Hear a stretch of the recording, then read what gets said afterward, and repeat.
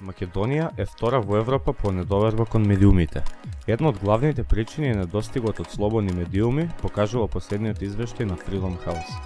Тие, иако представуваат главно средство за информирање, учествуваат во креирање на јавното мислење, во изминативе години прераснаа и во моќна алатка за манипулација.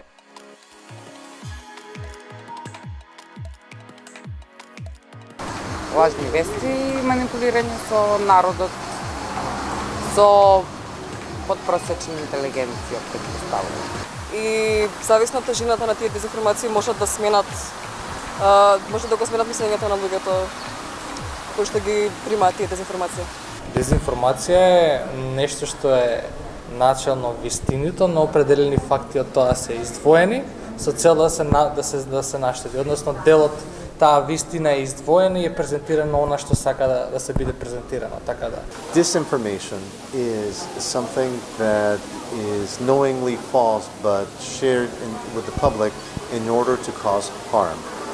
Може да значи нешто што е ненамерно. When there are some divisive issues, some local and also international actors willingly spread disinformation in order to create further division and destabilize societies.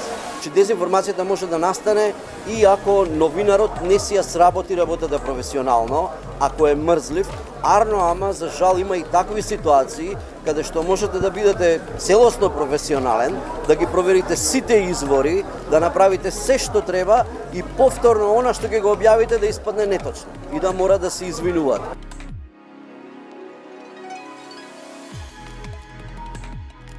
Во денешно време не може да се верува бидејќи се водени од кликбейт наслови за посети и за ревену да креираат.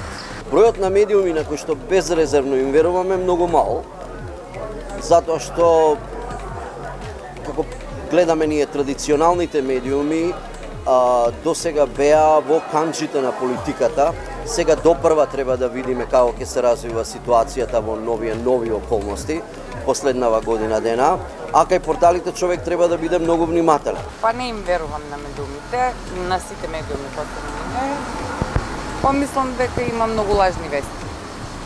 Негативно влијаат бидејќи многу луѓе не го проверуваат тоа што го читаат, туку само ги примаат информациите.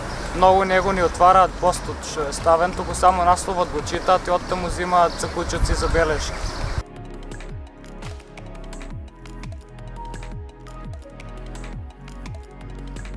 Како реагирам? Нормално е тоа више кај нас. Нема посебна некоја реакција. Се навикнавме на лажни вести и на дезинформации. Ако имам можност да прокоментирам на сајтот, би прокоментирал, а ако немам можност да прокоментирам на сајтот, ќе прокоментирам на социјалните мрежи.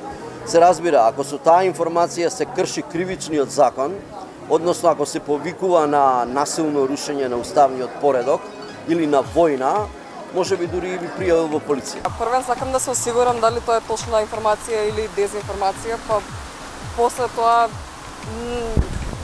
не знам, вај да споделувам со луѓе, зависи до темата колку е актуелна, вај да споделувам со луѓе ако мислам дека треба да знаат да бидат точно информирани, ама никогаш нешто по-големо од тоа. Не се замарам, не можеш, тоа е таков систем, тоа е подолго време така имплементирано и не може да се смени никако.